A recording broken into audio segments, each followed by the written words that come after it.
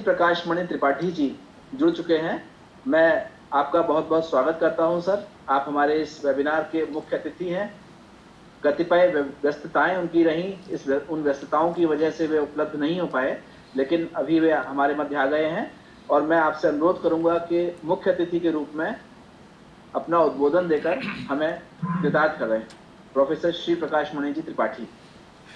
आज के इस राष्ट्रीय वेबिनार के अध्यक्ष हमारे अनन्य मित्र माननीय कुलपति डॉक्टर भीमराव अम्बेडकर विश्वविद्यालय आगरा प्रोफेसर अशोक मित्तल जी,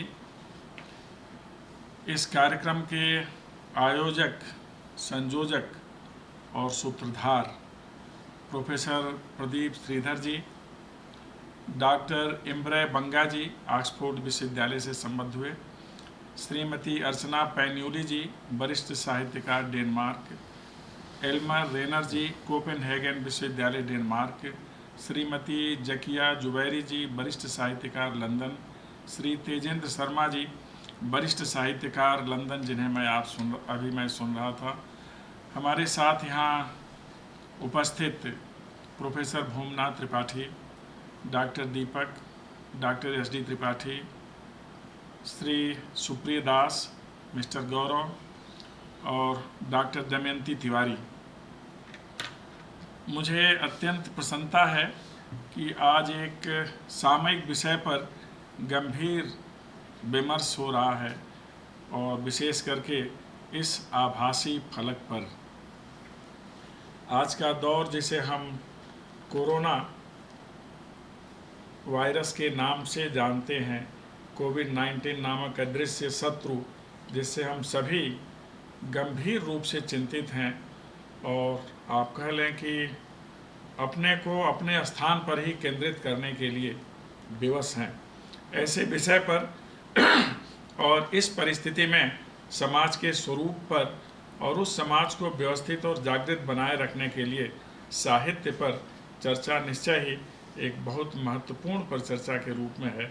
आप में से बहुत सारे लोग कह चुके हैं अपनी बात और मुझे लगता है कि विषय के सभी आयाम आपके द्वारा चर्चित हुए हैं, जो अत्यंत ही महत्वपूर्ण है। आने वाले दिनों में जिन लोगों ने भी सुना है या फिर इसे सुनेंगे, उनके लिए नितांत उपयोगी सिद्ध होगा। अभी माननीय तेजेंद्र शर्मा जी को मैं सुन रहा था, बहुत अच्छी बातें वो साहित्यकार और साहित्य को लेकर कह रहे थे कि आपदा का चित्रण, उसके नाम से घटनाओं का विवरण उतना अनुकूल नहीं मानना चाहिए, बल्कि साहित्य को ध्यान में रखकर जब हम कुछ लेखनी चलाएं तो उस विषय को थोड़ा अलग करें, जिससे हमें कहीं भय उत्पन्न होता है। कोरोना का नामोल्लेख करने से बचना चाहिए। लेकिन आज की जो परिस्थिति है, हम कह सकते हैं कोरोना जनित परिस्थिति ही है और इसमें हर व्यक्ति एक संशय की स्थिति में है। व्यक्ति, व्यवस्था, विधान, समाज और यहाँ तक कि अंतर्राष्ट्रीय संगठन भी अपनी भूमिका को लेके बहुत ज़्यादा आश्वस्त नहीं हैं कि वह जो कर रहे हैं वही करना चाहिए अथवा जो करना चाहिए वह कर पा रहे हैं कि नहीं। इसको लेकर विशेष संशय की स्थिति है। वस्तुतः यह व्याधि ही ऐसी है कि जिसका कारक अदृश्य है और हम अपनी आंखों से प्रत्यक्ष नहीं देख पा रहे। अगर कोई बैरी हो, घाव हो, सामने दिखता हो तो उसका उन्मूलन किया जा सकता है, उसका समाधान निकाला जा सकता है। लेकिन अगर आपदा अदृश्य हो और पूरा विश्व ही उससे आक्रांत हो तो उसका समाधान करने के लिए भी हमें अपने उस अदृश्य तंत्र पर भरोसा करना पड़ता है या उसका आश्रय लेना पड़ता है, जो आज की तारीख में सबसे ज़्यादा महत्वपूर्ण है।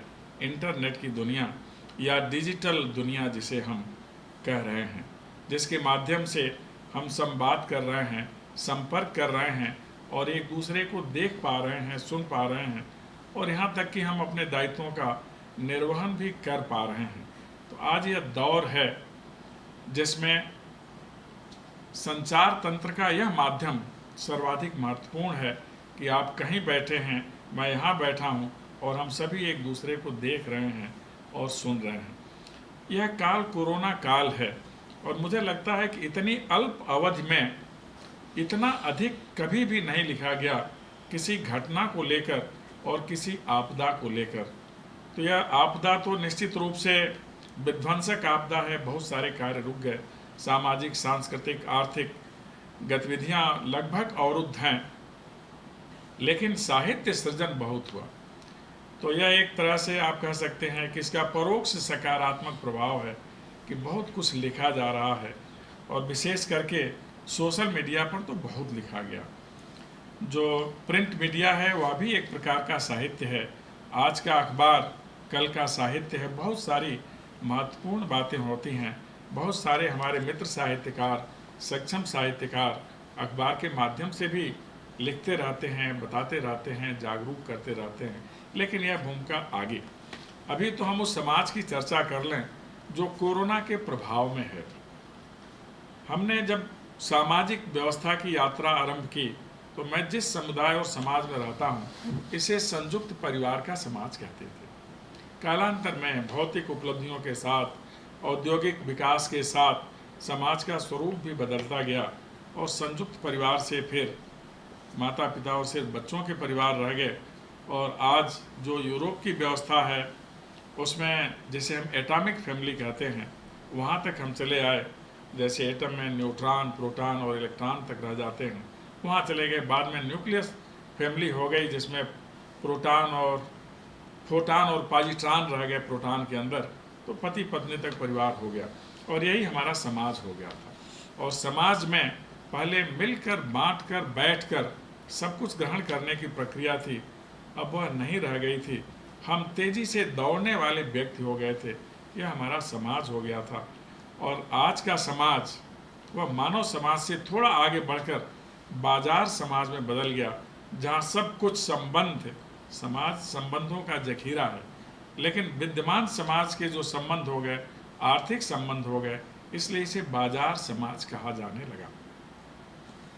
कोरोना का होना नितांत दुखद है, लेकिन इसका एक परोक्ष लाभकारी प्रभाव ये भी है कि हम आज अपने परिवार के सभी सदस्यों के साथ बैठ रहे हैं। हमारे जो संबंधी हैं, जहाँ कहीं भी हैं, हम उनका कुशल क्षेम पूछ रहे हैं। तब किसी काम के लिए बात करने पर होता था, हमारे पास समय नहीं है। आज ऐसा कहने की स्थिति में कोई नहीं है। आज सबके पास समय है और सबके लिए समय है। अपने लिए भी समय है, आपके लिए भी समय है, समाज के लिए भी समय है, राष्ट्र के लिए समय है, और पूरी मानवता के लिए समय है। आज समय ही समय है। यह परोक्ष लाभकारी प्रभाव है कोरोना का। आज का समाज एक व्यवस्थित समाज है इस दृश्य से कि साथ संवाद करने की स्थिति है, लेकिन इसकी दूसरी विडंबनाएं हैं। विडंबना यह है कि जो हमारे मूल दायित्व है उससे हम अलग हट करके अब सिर्फ सामाजिक संबंधों के संजाल को जीने की कोशिश कर रहे हैं। भावना प्रधान हम हो गए हैं, और हर व्यक्ति को कैसे बचाएं इसका संदेश देने लगे हैं, और इसके लिए संकेत प्राप्त करने लगे। यही भावना साहित्य को जन्म देती है। लेकिन जो सबसे खराब पहलू है इस कोविड-19 का, कि समाज आज भयग्रस्त स्वरूप में है। समाज भय को उन्मुक्त करने वाली इकाई है। व्यक्ति को, अपने सदस्य को समाज भय से इतर रखता है, और आज स्वयं समाज ही भयग्रस्त हो गया है। समाज में सामूहिकता सांस्कृतिक पल्लवन का कारण बनती है, और आज समाज का कोई न कोई सदस्य अवसाद की ओर दिखलाई दे रहा है। यह विडंबनाएं हैं आज के समाज की। इस समाज को पुनः हम मुखर कैसे करें, समाज को पुनः हम भयमुक्त कैसे करें, समाज को पुनः हम जागृत कैसे करें, और समाज को पुनः प्रगति की राह पर कैसे ले चलें। जितनी विकास की विधाएं हैं, औद्योगिक, सांस्कृतिक, आर्थिक, हम इन्हें कैसे फिर गति प्रदान कर दें, इस पर आज का साहित्यकार मंथन कर रहा है, और उसी के संबंध में साहित्य का सृजन हो रहा है। आज का समाज नागरी और ग्रामीण समाज के रूप में विभक्त हुआ। नागरी समाज के पास बहुत सारी सुविधाएं हैं, और उन सुविधाओं को सृजित करने में जो ग्रामीण व्यवस्था के लोग हैं उनका योगदान बहुत महत्वपूर्ण रहा। इस वैश्विक आपदा ने एक नए प्रकार के पलायन को जन्म दिया, जिसे हम रिवर्स पलायन कहते हैं। आप कह सकते हैं दबाव के चलते घर वापसी, यह रिवर्स पलायन का एक दूसरा स्वरूप है, क्या आज के समाज के पास, जो विकसित समाज है, नागरिक समाज है, उसके पास उन लोगों के लिए सम्यक स्थान नहीं है जो नागरिक समाज के विकास में योगदान देते रहे हैं, चाहे भवन का निर्माण हो अथवा उद्योगों में उत्पादन की प्रक्रिया हो। ऐसी व्यवस्था आ गई कि वह पुनः अपने मूल की ओर वापस लौट रहे हैं। माना कि मूल का प्रकृति के साथ ज़्यादा तादाद में है, लेकिन जब हम मूल स्थान से आगे बढ़ते हैं तो आगे बढ़ते रहने के लिए बढ़ते हैं। जो हमारा ग्राम समाज है यह पुनः उस व्यवस्था के लिए संबल बन रहा है। आज किसी भी राष्ट्र की, विशेषकर भारत की आर्थिक व्यवस्था अगर मजबूत है तो ग्राम समाज के कारण, ग्रामीण आर्थिक व्यवस्था के कारण। जो तेजी से घर वापसी हो रही है, जो प्रवासी कामगार हैं, उनको अगर स्थान देने वाला कोई समाज है तो ग्राम समाज है, ग्रामीण समाज है, या आप देशज समाज कह सकते हैं। तो उस समाज की व्यवस्था के बारे में भी सोचना चाहिए कि जिन्हें विकसित समाज कह रहे हैं उसके पास उन लोगों के लिए स्थान नहीं जो विकास के मूल कारक हैं। जो मूल समाज है उनके पास सबके लिए हुनर भी है, स्थान भी है, सम्मान भी है, और इसी को ध्यान में रखकर आज का साहित्य सृजित हो रहा है। आप सभी देख रहे होंगे कि सोशल मीडिया पर जो मजदूर कामगार वापस लौट रहे हैं उनकी वेदना को किस तरह चित्रित किया जा रहा है। लेकिन प्रिंट मीडिया और इलेक्ट्रॉनिक मीडिया एक और भी अच्छा काम कर रहा है कि जो राज सत्ताएं हैं उनके द्वारा इस आपदा के निर्मूलन के लिए किए जाने वाले उपाय हैं उसे भी सबके पास तक पहुंचा रहे हैं। इसलिए साहित्य यह महत्वपूर्ण काम कर रहा है कि सत्ता व्यवस्था और आम जनता के बीच में निरंतर संवाद इन साहित्यकारों के कारण हो रहा है। जो लिखने वाले लोग हैं, चाहे अखबार में लिखें, सोशल मीडिया में लिखें, डिजिटल मीडिया में लिखें, डिजिटल प्लेटफॉर्म पर आएँ, लेकिन जोड़ने का काम किया। यही साहित्यकार की महत्वपूर्ण भूमिका होती है। साहित्यकार जोड़ने का काम करता है। मूलतः समाज शरीर है और साहित्य उसकी आत्मा है। साहित्यकार अपनी मेधा से, प्रज्ञा से, बुद्धि से जब घटनाओं को परख करके संवेदना के स्तर पर उसे अंकित करता है तो साहित्य का सृजन होता है। इसीलिए साहित्य को समाज का दर्पण कहा जाता है। इस शरीर में भी एक दर्पण है जो मन है, उसमें सारे अच्छे बुरे कर्म दिखलाई देते हैं अगर हम ध्यान से देखते हैं। इसी तरह साहित्य में भी समाज की सारी गतिविधियां अंकित होती हैं। इस दर्पण की एक विशेषता है, आमतौर पर दर्पण एक ही काम करता है, उसके सामने जो खड़ा होता है वही दिखलाई देता है। लेकिन साहित्य एक ऐसा दर्पण है कि उसके सामने खड़ा होता है व्यक्ति, दिखलाई देता है समाज। खड़ा होता है समाज, दिखलाई देती है व्यवस्था। खड़ी होती है व्यवस्था और दिखलाई देती हैं वैश्विक गतिविधियां। ये साहित्य की क्षमता है, ये साहित्य का दर्पण है जिसमें इस तरह की चीज़ें दिखलाई देती हैं। इसीलिए जो साहित्यकार होता है उसकी संवेदना बहुत मायने रखती है। बहुधा कहा जाता है कि कलम में कृपाण से अधिक ताकत होती है। वह अपनी लेखनी से व्यवस्था को दिशा देता है, समाज को दिशा देता है और व्यक्ति को आगाह करता है। वह केवल वर्तमान का ही बोध नहीं कराता, वह आगत के प्रति भी हमें सचेष्ट करता है और वर्तमान हमारा व्यवस्थित रहे इसलिए अतीत का भी वह उल्लेख करता चलता है। इसीलिए समाज में साहित्यकार की बहुत महत्वपूर्ण भूमिका होती है। आज का जो साहित्य है, अभी हम जो डिजिटल प्लेटफॉर्म पर देख रहे हैं, पढ़ रहे हैं, सुन रहे हैं, अथवा हम प्रिंट मीडिया के माध्यम से देख रहे हैं, यह आगे भी चलता रहे। साहित्य का सृजन किसी घटना विशेष के लिए, किसी प्रकरण विशेष के लिए ही नहीं होता। हम आज के बारे में लिखते हैं और यह लेखन प्रक्रिया आज जो वैश्विक आपदा है उसको लेकर आज भी है, कल भी होगा, आने वाले दिनों में बहुत दिनों तक यह क्रम चलता रहेगा। हम घटनाओं को समय के हिसाब से देखते हैं, मूल्यांकन करते हैं और फिर उसके बारे में अपना विचार रखते हैं। इसलिए साहित्यकार बहुत महत्वपूर्ण होता है और साहित्य हमारे लिए अवलंब की तरह होता है, कवच की तरह होता है। कैसे हम अवसाद से बाहर आएं, ये हमें साहित्य में मिल जाता है। कैसे उन लोगों का हम सम्मान करें जिन्हें हम आज कोरोना वॉरियर्स कह रहे हैं, हमारे डॉक्टर, हमारी nurses, supporting staff, ward boy, जो औषध विक्रेता हैं, ये सभी कैसे वे लोग जो सुरक्षा प्रहरी हैं सीमा पर या सैनिक के रूप में देश के अंदर, कैसे वे सेवा कर्मी जो हमारे बीच में हैं, सफाई कर्मी, और कैसे वे पत्रकार जो हमें सूचना देने के लिए अपने कार्यालयों में पहुंच रहे हैं। इन सबके अंदर भी मन है, आत्मा है, ये भी इस कोरोना से भयग्रस्त हो सकते हैं, लेकिन इन्हें इस बात का क्रेडिट मिलना चाहिए कि हमारा जीवन सुरक्षित करने के लिए ये अग्रिम मोर्चे पर खड़े हैं इस वैश्विक आपदा का समापन करने के लिए।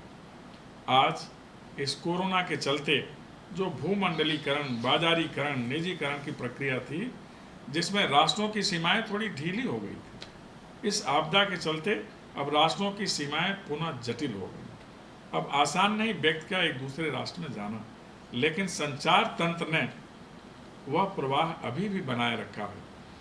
अभी हम तेजेंद्र शर्मा जी को सुन रहे थे। दुनिया में से बहुत सारे सुनाम धन्य साहित्यकार हैं जो हमें प्रेरणा देते हैं, हमारी चेतना को जागृत करते हैं, जिन्हें हम देख रहे हैं, सुन रहे हैं। तो एक प्लेटफॉर्म हमारे पास ऐसा है, अदृश्य व्याधि का अदृश्य तंत्र के द्वारा समाधान।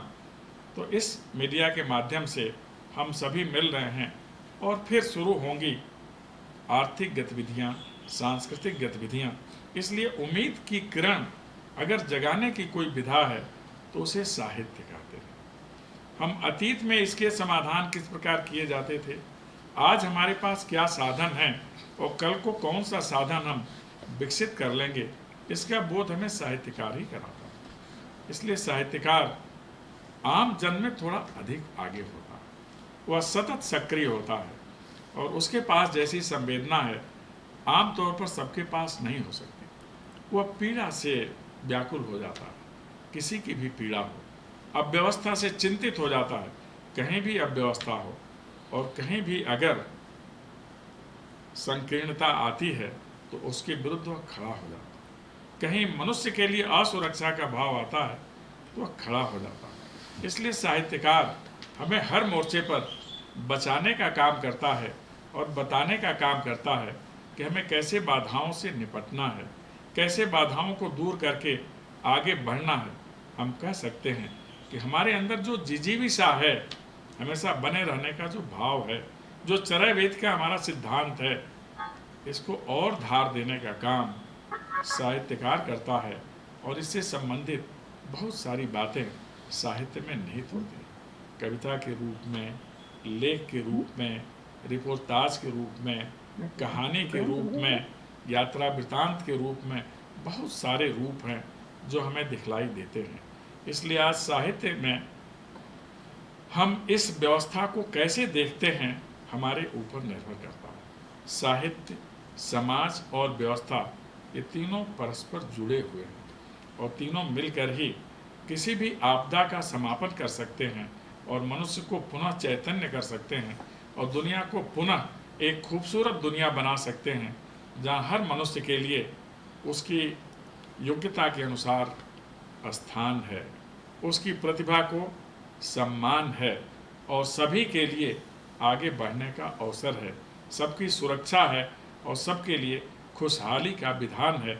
ऐसा करने का काम साहित्यकार करता है और यह सारी चीज़ें हम साहित्य में पाते हैं।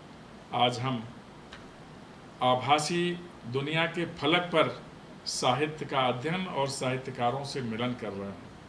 यह व्यवस्था बहुत दिन नहीं होनी है, आगे फिर हम यथार्थ दुनिया के पटल पर मिलेंगे, साहित्य का अध्ययन करेंगे, साहित्यकारों से मिलेंगे, उनके शब्द के स्वर हमारे पास आएंगे या उनके शब्द स्वर हमारे पास आएंगे और हम पुनः उसी तरह खड़े होंगे जैसा इस आपदा के पूर्व हम खड़े थे। तो खुशहाली आएगी, हमें सुरक्षा मिलेगी और हम पुनः साहित्य रूपी कवच के साथ समाज को पुनः सुदृढ़ करेंगे, व्यवस्थित करेंगे और हम विकास की उन ऊंचाइयों पर जाएंगे जहां हम अभी सोच नहीं पा रहे हैं।